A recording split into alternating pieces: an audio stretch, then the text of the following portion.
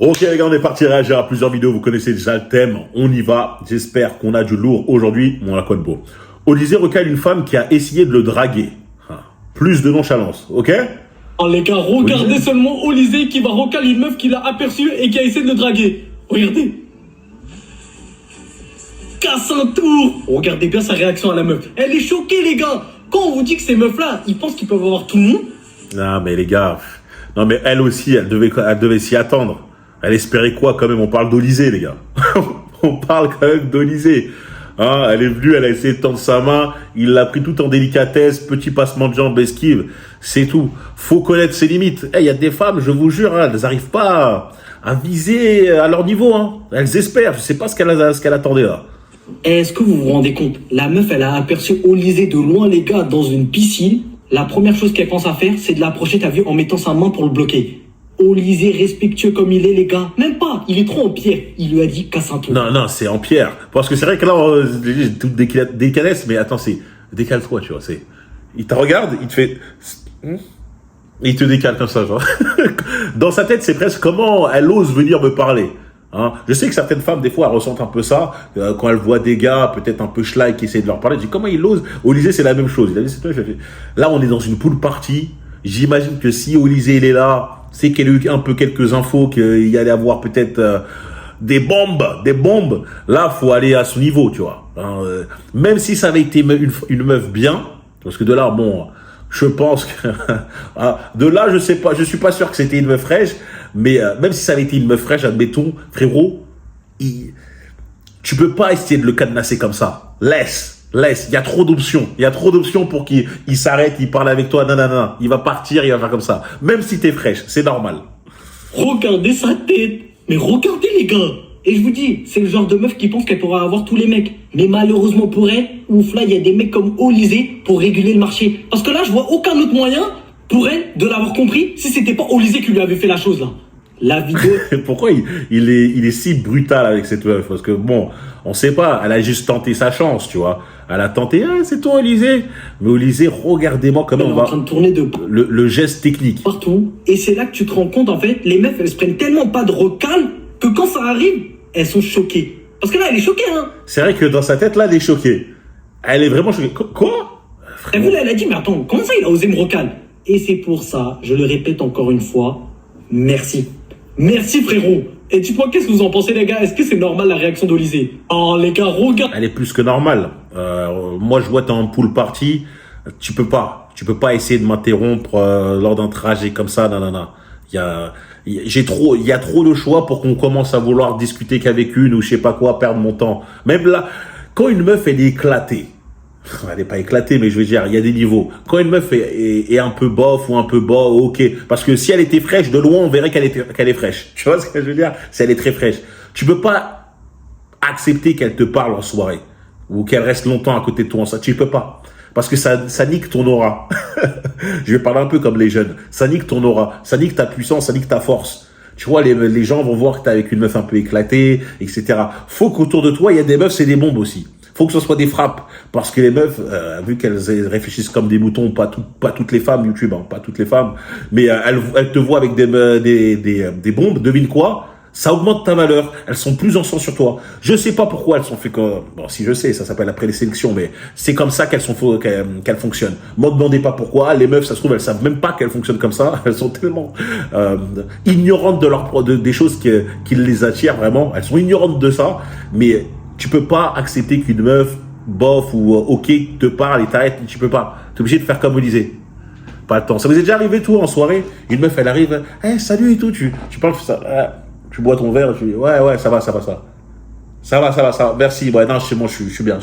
T'es obligé de vite la recaler. Faut pas qu'elle reste trop là. Vous, si pour les mecs, si vous n'êtes pas arrivé avec une meuf, mais vous avez déjà vu ça par contre avec un gars, quand vous êtes frais, vous êtes bien habillé, toi et ton frérot, et là t'as un autre schlag qui arrive, il est mal habillé, il arrive à côté de vous, tu peux pas, tu dis frérot, tu dis que c'est qui, c'est ton pote? Je sais pas, je devais l'emmener et tout.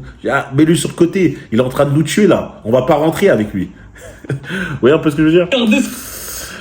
C'est normal, hein, c'est normal. Mais l'expression réguler le marché, putain, tout le monde la sort maintenant.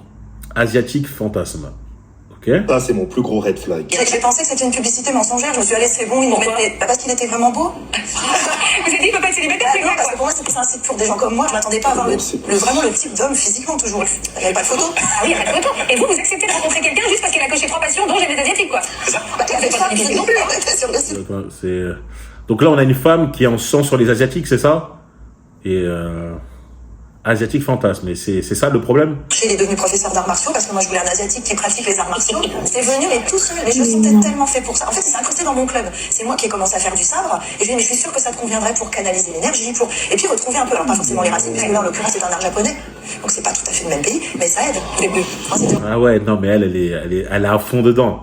C'est-à-dire qu'elle faisait du aikido, du sabre et elle lui a dit vas-y t'es asiatique, ça va t'aider un peu à faire penser un peu les samouraïs, tu vas revenir un peu comme le temps de l'ère Edo, tu vas sentir la force de tes ancêtres. Mon rêve d'avoir un enfant métis, je pensais pas qu'un jour ça se concrétiserait. Non, mais écoute ça. Ah, mais c'était un rêve quand j'étais gamine, je rêvais pas d'être un charmant avec ses collants, moi c'était vraiment le samouraï. On parle d'un Je vous ai dit quoi, le samouraï les gars. Bon après c'était pas facile, c'était pas difficile à trouver. Pokémon ou d'un être humain là? Attends, ça c'est pas une belle histoire, c'est une commande de Domino's là. Normalement, dans une rencontre, tu rencontres une personne, un visage. Elle a coché une case asiatique. Point.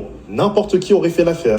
Elle dit pas j'aime cet homme, elle dit j'aime cette catégorie. L'art japonaise devient un accessoire de déco. Je suis sûr que c'est le genre de personne qui a des bouddhas dans ses toilettes. L'enfant métis, c'est son rêve. Je pense que ça, c'est le pire moment. Elle parle d'un objectif coché sur liste de courses. Est-ce que vous vous rendez compte? À aucun moment, cet homme a été vu comme un être humain. À la fin du 19e siècle, la littérature française invente déjà ce personnage. L'Asie comme un buffet à volonté, de corps désirables et dociles. Pierre Loti, en 1887, crée un roman où un officier de marine épouse une japonaise le temps d'une escale. Un mariage table, une femme décor. Et des romans ou des films comme ça, il y en a beaucoup. Colonialisme. Il n'a pas fait que prendre des terres, il a fabriqué des images dans la tête des gens. La femme asiatique, soumise. L'homme asiatique, effacé. Il y a même un mot pour ça aujourd'hui, le yellow fever. Une attirance qui ne vise pas... Le yellow fever. Moi je connaissais Night Fever, Saturday Night Fever, mais... personne, mais une origine entière, avec son pack de fantasmes tout prêt. Il y a quelques années, je sors avec quelqu'un rencontré sur Tinder. Au début, je pensais que c'était une rencontre normale. Avec le temps, j'ai compris trop tard ce qui l'attirait. Ce n'était pas moi, c'était mes origines. Les premières phrases avec le recul, ça aurait dû être des alertes rouges. Tu es beau pour un asiatique. Et plus la relation avançait, et plus je voyais cette personne incapable. Elle dit tu es beau pour un asiatique. Pour moi, c'est pas un compliment. Quand elle dit t'es beau pour un asiatique, c'est on dirait qu'elle dénigre un peu les asiates quoi quand elle dit ça. De s'adapter avec ma vraie culture. On est parti au Vietnam ensemble et là finit la carte postale. Il mange des trucs bizarres et ça l'insupportait. Ça collait plus avec l'image qu'elle s'était fabriquée dans sa tête. Certaines personnes ne veulent pas construire avec un être humain complexe. Elles veulent juste une projection. Mais il faut aussi qu'on parle de l'autre. Moi, je suis désolé frérot. Je suis désolé de te dire. Après, tu donnes pas tout ton truc, mais quand elle dit t'es beau pour un asiate, elle est pas dans le fantasme de l'asiate. Je suis peut-être désolé de te dire ça, là, de te réveiller, mais c'est pas le fantasme. Elle est pas comme l'autre, la femme qui parlait là. Ce sont deux extrêmes. L'autre, elle est en sang sur les asiatiques. Elle est, on dit pas asiatophile. Elle est asiatophile, genre pour elle. C'était toute sa vie, elle voulait se mettre avec un Asiate. Il y a un Asiate qui a dû la choquer, je sais pas si c'est dans des films ou autre, qui a dû la choquer, tu vois. Mais elle est devenue à fond asiatique, tu vois, pour asiatique. Et ça veut dire que n'importe quel Asiatique qu'elle verrait, elle le trouverait beau. Donc elle ne dirait pas, t'es beau pour un Asiatique. Elle dirait, t'es beau parce que t'es asiatique. Tu vois, c'est genre, elle verrait un Asiate, t'es beau. Un Asiatique moche, il est moche, tu vois. Objectivement moche, mais parce qu'il a des origines asiatiques ou il est asiatique, elle dirait qu'il est beau. Elle dirait pas t'es beau pour un asiate. Ce que tu vas dire, c'est pas la même chose là. Donc là, le délire de l'exemple de ta meuf, de ton ex avec qui t'es parti au Vietnam, alors qu'elle te dit une phrase comme ça, donc déjà elle est un peu border en mode, elle te trouve beau, mais voilà, c'est rare qu'elle trouve les mecs comme toi beaux de base. Et c'était sûr que quand elle allait voir ta culture, moyen qu'elle allait dire des phrases un peu bizarres, comme oui, bah c'est bizarre ce que vous mangez. Alors que l'autre là, elle, c'est ce qu'elle attend. Elle, son rêve, c'est de manger ta culture tous les jours. C'est de mettre un kimono, enfin un kimono, je sais pas comment ils mettent là, les sortes de robes qu'elle met traditionnelles, comme les geishas, les trucs. C'est son rêve. Manger la nourriture, c'est son rêve. Elle kifferait ça. l'autre côté. Parce qu'il y a des personnes d'origine asiatique, pour coller à ce fantasme ou pour fuir le rejet, finissent par renier leur propre pays. Une esthétique bien précise, tu sais de quoi je parle, quitte à effacer d'où ils viennent vraiment. Mes origines sont vietnamiennes, je suis fier de l'être et je mettrai toujours en avant mes origines. Attention, je ne dis pas que ce n'est pas possible d'aimer un autre pays que le sien. Il y a des créateurs qui n'ont même pas d'origine asiatique, qui gardent à fond leur propre culture tout en mettant en avant leur passion. Une vraie profondeur pour un pays asiatique. La différence, elle est là. Ouais, mais arrêtez, les gars. Franchement, c'est un problème, ça, les gars. Moi, je suis désolé. Hein.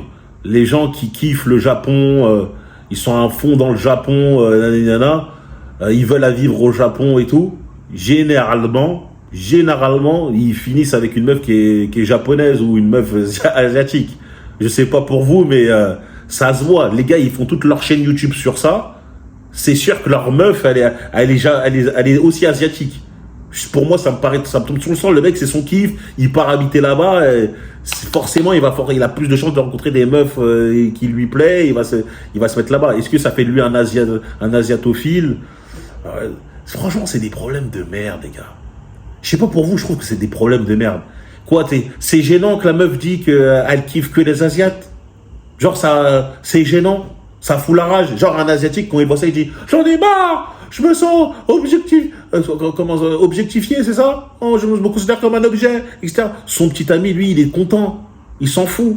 Il passe sa meilleure vie, tu vois. Elle est en sang, tu sais, elle est en sang sur lui. Le seul truc où c'est un problème, c'est que quand elle kiffe que les Asiatiques, c'est-à-dire que tous les Asiatiques sont tes concurrents. Hein. Il leur faut pas beaucoup, tu vois. Il lui faut juste un Asiatique un peu beau gosse et voilà, direct la concurrence, elle est là. Mais en vrai, c'est pas... Tout le monde a ses préférences.